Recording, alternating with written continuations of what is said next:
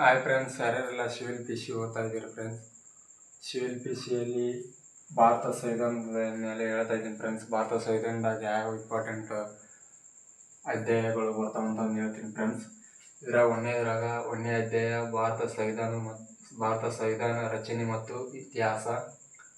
ಎರಡನೇದ್ದು ಪ್ರಸ್ತಾವನೆ ಬರ್ತಾ ಫ್ರೆಂಡ್ಸ್. ಮೂರನೇದ್ದು ಒಕ್ಕೂಟ ಮತ್ತು ಭೂಪ್ರದೇಶ, ಪೌರತ್ವ, ಮೂಲಭೂತ ಹಕ್ಕುಗಳು, ರಾಜ್ಯ ನಿರ್ದೇಶಕ ತತ್ವಗಳು, ಮೂಲಭೂತ ಕರ್ತವ್ಯಗಳು, ಸಂವಿಧಾನದ ತಿದ್ದುಪಡಿ, ಸಂವಿಧಾನದ ಮೂಲಭೂತ ರಚನಾ ಸಿದ್ಧಾಂತಗಳು, ಸಂಸದೀಯ ವ್ಯವಸ್ಥೆ, ಒಕ್ಕೂಟದ ವ್ಯವಸ್ಥೆ, ಕೇಂದ್ರಾಡಳಿತ, ಕೇಂದ್ರ ಮತ್ತು ರಾಜ್ಯಗಳ ಸಂಬಂಧ, ಅಂತಾರಾಜ್ಯ ಸಂಬಂಧ, ತುರ್ತು ಪರಿಸ್ಥಿತಿ, ರಾಷ್ಟ್ರಪತಿ, ಉಪರಾಷ್ಟ್ರಪತಿ, ಪ್ರಧಾನಮಂತ್ರಿ ಮತ್ತು ಕೇಂದ್ರ ಮಂತ್ರಿ ಮಂಡಳ, ಸಂಸತ್ತು, ಸಂಸದೀಯ ಸಮಿತಿಗಳು, ರಾಜ್ಯಪಾಲರು, ಮುಖ್ಯಮಂತ್ರಿಗಳು, ರಾಜ್ಯ ಮಂತ್ರಿಮಂಡಳಿ, ರಾಜ್ಯ ಶಾಸನ ಸಭೆ, ನ್ಯಾಯಾಧಿಕರಣದೊಳಗೆ ಸರ್ವೋಚ್ಚ ನ್ಯಾಯಾಲಯ, ಉಚ್ಚ ನ್ಯಾಯಾಲಯ, ಪಂಚಾಯತ್ ರಾಜ್, ಸ್ಥಳೀಯ ಸರ್ಕಾರಗಳು, ಕೇಂದ್ರಾಡಳಿತ ಪ್ರದೇಶಗಳು, ಸಂವಿಧಾನೇತರ ಸಂಸ್ಥೆಗಳು, ಸಂವಿಧಾನಾತ್ಮಕ ಸಂಸ್ಥೆಗಳು, ಚುನಾವಣೆಗಳು, ಆಡಳಿತ, ಭಾಷೆ, ಪಕ್ಷಾಂತರ ನಿಷೇಧ ಕಾಯ್ದೆ ಫ್ರೆಂಡ್ಸ್. ಇದರಲ್ಲಿ ಟೋಟಲ್ 33 ಅಧ್ಯಾಯಗಳು ಬರ್ತಾವೆ ಫ್ರೆಂಡ್ಸು. 33 ಅಧ್ಯಾಯದಾಗ ಇದರಲ್ಲಿ ಮೇನ್ ಇಂಪಾರ್ಟೆಂಟ್ ಯಾವ ಅಂದ್ರೆ ಫ್ರೆಂಡ್ಸು, ಒಂದನೇದ್ದು ಭಾರತ ಸಂವಿಧಾನ ಮತ್ತು ರಚನೆ ಮತ್ತು ಇತಿಹಾಸ, ಇದು ಒಂದು ಇಂಪಾರ್ಟೆಂಟ್ ಆಗುತ್ತೆ ಫ್ರೆಂಡ್ಸ್. ಅದ್ರ ಕೆಳಗಡೆ ಬಂದ್ರೆ ಪ್ರಸ್ತಾವನೆ ಇಟ್ಟು ಓದ್ಕೋಬೇಕಾಗತ್ತೆ. ಪ್ರಸ್ತಾವನೆ ಮೇಲೆ ಕೇಳ್ತಾರ. ಪ್ರಸ್ತಾವನೆ ಕೇಳಿದ ಮೇಲೆ ಮೂಲಭೂತ ಹಕ್ಕುಗಳ ಮೇಲೆ ಕೇಳ್ತಾರೆ ಫ್ರೆಂಡ್ಸು. ಮತ್ತು ರಾಜ್ಯ ನಿರ್ದೇಶಕ ತತ್ವಗಳು ಅದ್ರ ಮೇಲೆ ಕೇಳ್ತಾನೆ. ಮತ್ತೆ ಸಂವಿಧಾನ ತಿದ್ದುಪಡಿ ಯಾವ ತಿದ್ದುಪಡಿ ಮೇಲೆ ಕೇಳ್ತಾರ.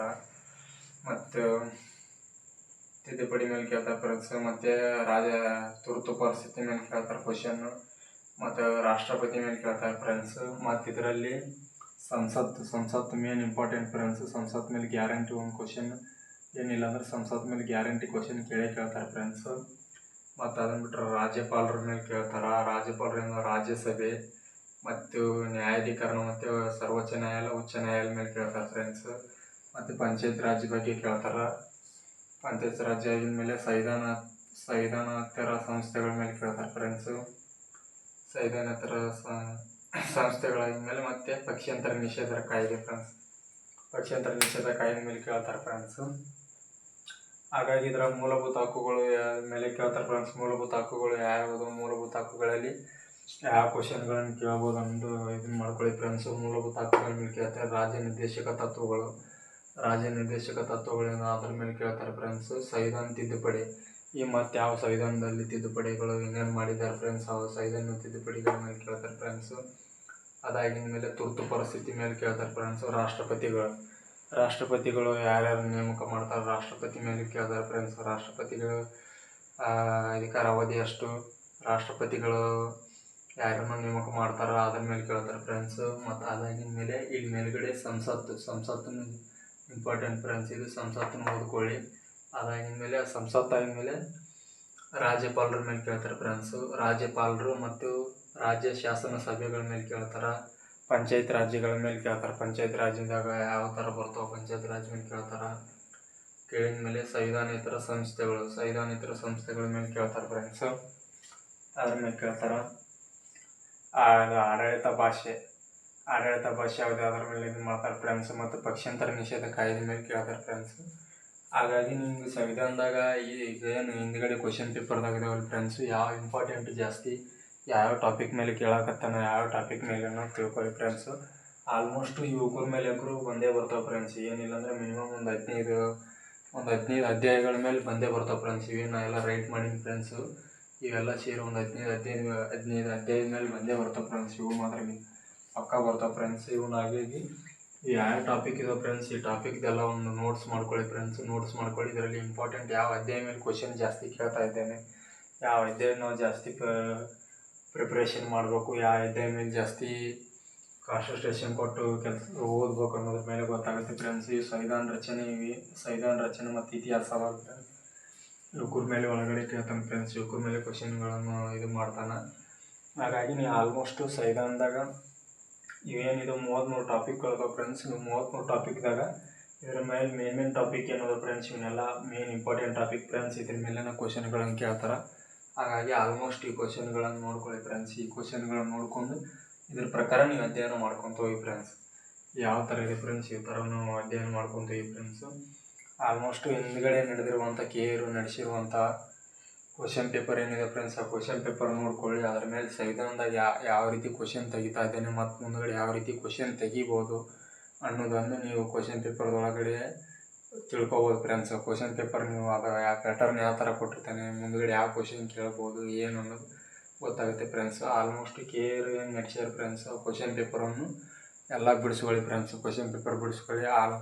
ಕ್ವಶನ್ ಪೇಪರ್ ಮೇಲೆ ಇದಾಗುತ್ತೆ ಫ್ರೆಂಡ್ಸ್. ಆದಷ್ಟು ನೀವು ಡೈಲಿ ಒಂದು ಟೆಸ್ಟ್ ಸೀರೀಸ್ ತೆಗೆದುಕೊಳ್ಳಿ ಫ್ರೆಂಡ್ಸ್. ನೀವು ಎಷ್ಟು ಓದಿದ್ದೀರಿ ಅನ್ನೋದನ್ನು ನಿಮಗೂ ಗೊತ್ತಾಗುತ್ತೆ ಫ್ರೆಂಡ್ಸ್. ಹಾಗಾಗಿ ನಿಮ್ಮದೇ ಆದ ಒಂದು ಶಾರ್ಟ್ ರೀತಿ ನೋಟ್ಸ್ ಮಾಡ್ಕೊಳ್ಳಿ.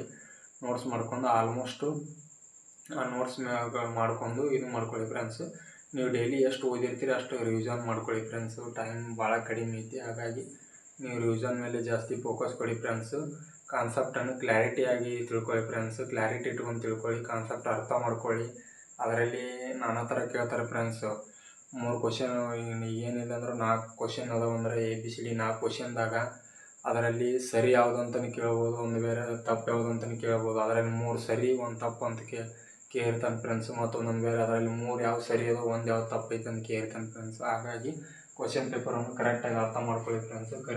ಕ್ವಶನ್ ಪೇಪರನ್ನು ಕರೆಕ್ಟಾಗಿ ಅರ್ಥ ಮಾಡ್ಕೊಂಡು ಕರೆಂಟ್ ಅಫೇರ್ಸನ್ನು ಕ್ಲಾರಿಟಿಯಾಗಿ ಓದ್ಕೊಳ್ಳಿ ಫ್ರೆಂಡ್ಸ್. ಕರೆಂಟ್ ಅಫೇರ್ಸ್ದಾಗ ಕ್ವಶನ್ ಜಾಸ್ತಿಗಳು ಬರ್ತಾವೆ. ಹಾಗಾಗಿ ಕರೆಂಟ್ ಅಫೇರ್ಸನ್ನು ಒಂದು ಸ್ವಲ್ಪ ಪ್ರಿಪ್ರೇಷನ್ ಮಾಡ್ಕೊಳ್ಳಿ ಫ್ರೆಂಡ್ಸು. ಕರೆಂಟ್ ಅಫೇರ್ಸ್ ಮೇಲೆ ಜಾಸ್ತಿ ಕ್ವಶನ್ ಕೇಳ್ತಾನೆ ಫ್ರೆಂಡ್ಸ್. ಹಾಗಾಗಿ ಕರೆಂಟ್ ಅಫೇರ್ಸ್ ಆಯಿತು. ಮೆಂಟಲ್ ಎಬಿಲಿಟಿ ಓದ್ಕೊಳ್ಳಿ ಫ್ರೆಂಡ್ಸ್. ಮೆಂಟಲ್ ಎಬಿಲಿಟಿ ಏನಿದೆ ಲೆಕ್ಕ ಬಿಡಿಸಿ ಫ್ರೆಂಡ್ಸ್. ಮೆಂಟಲ್ ಎಬಿಲಿಟಿ ಏನಿದೆ ಡೈಲಿ ಒಂದು 10-15 ಕ್ವಶನ್ ಬಿಡಿಸ್ಕೊಳ್ಳಿ friends. Mental ability daily. Current affairs ಇಷ್ಟು ಇದು ಮಾಡಿ friends. Economics, science and technology ಅವ್ರ ಮೇಲೆ ಒಂದು ಸ್ವಲ್ಪ ಇದು ಮಾಡ್ಕೊಳ್ಳಿ ಫ್ರೆಂಡ್ಸ್. ಹಿಸ್ಟ್ರಿ ಮೇಲೆ ಒಂದು ಸ್ವಲ್ಪ ಡೈಲಿ ವರ್ಕ್ ಮಾಡ್ಕೊತ ಹೋಗಿ ಫ್ರೆಂಡ್ಸ್. ಆಲ್ಮೋಸ್ಟ್ ನೀವು ಒಟ್ಟು ನಿಮ್ಮದೇ ಆದೊಂದು ಸ್ಟಡಿ ಸ್ಟ್ರಾಟರ್ಜಿ ಮಾಡ್ಕೊಳ್ಳಿ ಫ್ರೆಂಡ್ಸ್. ನೀವು ಯಾವ ರೀತಿ ಇದನ್ನು ಕ್ವಶನ್ಗಳನ್ನು ಇದು ಮಾಡ್ಕೋಬೇಕು, ಯಾವ ರೀತಿ ಕ್ವಶನ್ ಕೇಳ್ತಾನೆ ಅನ್ನೋದು ನಿಮ್ಮದೇ ಆದ ಒಂದು ಸ್ಟಡಿ ಸ್ಟ್ರಾಟರ್ಜಿ ಮಾಡ್ಕೊಳ್ಳಿ ಫ್ರೆಂಡ್ಸ್. ಅದ್ರ ಪ್ರಕಾರ ಓದ್ಕೊತ ಹೋಗಿ ಫ್ರೆಂಡ್ಸ್. ಇದೇನು ಭಾರತ ಸಂವಿಧಾನದ ಏನಿದೆ ಫ್ರೆಂಡ್ಸ್, ಇವೆಲ್ಲ ಇಷ್ಟು 33 ಅಧ್ಯಾಯಗಳು ಫ್ರೆಂಡ್ಸ್. ಇವೆಲ್ಲ 33 ಅಧ್ಯಾಯದಾಗ ಇವೇನು ರೈಟ್ ಮಾಡ್ಕೊಂಡಿನಿ ಫ್ರೆಂಡ್ಸ್. ಇವೇನಿಲ್ಲ ಅಂದ್ರೆ ಒಂದು 10-15 ಅಧ್ಯಾಯಗಳು ಇಂಪಾರ್ಟೆಂಟ್ ಇರ್ತಾವೆ ಫ್ರೆಂಡ್ಸ್. ಆಲ್ಮೋಸ್ಟ್ ಯುವಕರ ಮೇಲಿನ ಕ್ವಶನ್ ಕೇಳ್ತಾರೆ ಫ್ರೆಂಡ್ಸ್. ಹಾಗಾಗಿ ಆಲ್ಮೋಸ್ಟ್ ಯುವಕರ ಮೇಲೆ ಜಾಸ್ತಿ ಒತ್ತು ಕೊಡಿ ಫ್ರೆಂಡ್ಸ್. ಓದ್ಕೊಂಡು ಡೈಲಿ ಇದು ಮಾಡ್ಕೊಳ್ಳಿ. ಆದಷ್ಟು ನೀವು ಎಷ್ಟು ಓದಿರ್ತೀರೋ ಅಷ್ಟು ರಿವಿಷನ್ ಮಾಡ್ಕೊಳ್ಳಿ ಫ್ರೆಂಡ್ಸ್. ಆಲ್ಮೋಸ್ಟ್ ರಿವಿಷನ್ ಮಾಡೋದು ಇಂಪಾರ್ಟೆಂಟು. ಈಗೇನು ನೀವು ಸ್ಟಾರ್ಟಿಂಗ್ ಓದ್ತಾ ಇರ್ತೀರಲ್ಲ ಅವರೆಲ್ಲ ಆಲ್ಮೋಸ್ಟ್ ನೀವು ಹಿಂದ್ಗಡೆ ಎಲ್ಲ ಅಷ್ಟು ಓದಿದ್ರಿ ಅಂದ್ರೆ ಈಗೇನಿಲ್ಲ, ನೀವೇನು ಓದಿರ್ತೀರಿ ಅದನ್ನು ರಿವಿಷನ್ ಮಾಡ್ಕೊತ ಹೋಗಿ. ಆಗ ರಿವಿಷನ್ ಮಾಡ್ಕೊತ ಕ್ವಶನ್ಗಳನ್ನು ಬಿಡಿಸ್ಕೊತ ಹೋಗಿ ಫ್ರೆಂಡ್ಸ್. ಡೈಲಿ ಟೆಸ್ಟ್ ಇತ್ತು ಡೈಲಿ ಬಿಡಿಸ್ಕೊತ ಹೋಗಿ ಓದ್ಕೊಂಡು ಇದು ಮಾಡ್ಕೊತ ಹೋಗಿ. ಇದ್ರ ಮೇಲೆ ಇಷ್ಟು ಇದು ಮಾಡ್ಕೊಳ್ಳಿ ಫ್ರೆಂಡ್ಸ್. ಈ ಸಂವಿಧಾನದ ಇಷ್ಟು ಟಾಪಿಕ್ಗಳಿದಾವೆ ಫ್ರೆಂಡ್ಸ್, ಇಷ್ಟು ಬರ್ತಾವೆ. ಹಾಗಾಗಿ ಇವು ಏನು ಇಂಪಾರ್ಟೆನ್ಸ್ ಇವೇನೆಲ್ಲ ಇದೆ ನೋಡಿ ಫ್ರೆಂಡ್ಸ್, ಒಂದು 10-15 ಮೇಲೆ ಬರ್ತಾವೆ ಫ್ರೆಂಡ್ಸ್. ಹಾಗಾಗಿ ಇವು ನೋಡ್ಕೊಂಡು ಇದು ಮಾಡಿ ಫ್ರೆಂಡ್ಸ್. ಯಾರ್ಯಾರು ಹಾಗೆ ನಮ್ಮದು ಯೂಟ್ಯೂಬ್ ಚಾನಲ್ ನೋಡ್ತಾ ಇರಿ ಫ್ರೆಂಡ್ಸ್, ಒಂದು ಲೈಕ್ ಮಾಡಿ, ಹಾಗೆ ಒಂದು ಸಬ್ಸ್ಕ್ರೈಬ್ ಮಾಡ್ಕೊಳ್ಳಿ ಫ್ರೆಂಡ್ಸ್. ಹಾಗೆ ಮತ್ತೆ ನಾನು ಮುಂದಿನ ವೀಡಿಯೋಗಳಲ್ಲಿ ಮತ್ತೆ ಯಾವ ಟಾಪಿಕ್ ಮೇಲೆ ಕ್ವಶನ್ಗಳನ್ನು ಇದು ಬರ್ತಾವೆ ಅನ್ನೋದನ್ನು ಹೇಳ್ತೀನಿ ಫ್ರೆಂಡ್ಸ್. ಹಾಗೆ ನಿಮಗೆ ಏನಾರ ಒಂದು ಸ್ವಲ್ಪ ಡೌಟ್ ಏನಾರ ಇದ್ದಿದ್ರೆ ಕಮೆಂಟ್ ಬಾಕ್ಸಲ್ಲಿ ಕಮೆಂಟ್ ಮಾಡಿ ಫ್ರೆಂಡ್ಸ್. ಅದಕ್ಕೆ ನಾನು ಉತ್ತರ ನೀಡ್ತೀನಿ. ಆದಷ್ಟು ನಂದು ಎಷ್ಟು ಪ್ರಯತ್ನ ಇದೆ, ನಂದು ಎಷ್ಟು ಇದಿದೆ ಫ್ರೆಂಡ್ಸ್, ನಾಲೆಜ್ ಪ್ರಕಾರ ನಾನು ಈ ಥರ ಬಿಡಿಸಿ ಇದು ಮಾಡಿದ್ದೀನಿ ಫ್ರೆಂಡ್ಸ್. ಅಷ್ಟು ಥರ ಇದೆ ಫ್ರೆಂಡ್ಸ್. ಈ ಥರ ಇದು ಮಾಡ್ಕೊಂಡು ನೀವು ಪೊಲೀಸ್ ಎಕ್ಸಾಮನ್ನು ಈಸಿಯಾಗಿ ಹ್ಯಾಂಡಲ್ ಮಾಡ್ಬೋದು ಫ್ರೆಂಡ್ಸ್.